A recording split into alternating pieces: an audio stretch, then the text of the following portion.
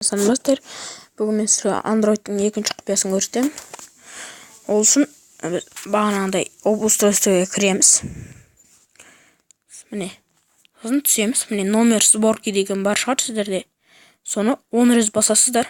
Мен бұны 10 рет басып қойғам. Көп рет баса бересіз. Сол кезде сіздерде мынандай параметры разработчика деген жаңа настройка шығады. Міне мысалы бұған кірдік. Показывать прикосновение дегенді қойды тұсым. Қазір мен оны өшірсем, міне қараңыздар, көрмей тұрсыздар. Көрмейді ғой. Міне домалақ. Енді қойса міне көрінеді. Енді басса міне көрдіңіздер ме? Бір міне. Сол үшін мен бұны өшіріп қоямын, тиіспеймін.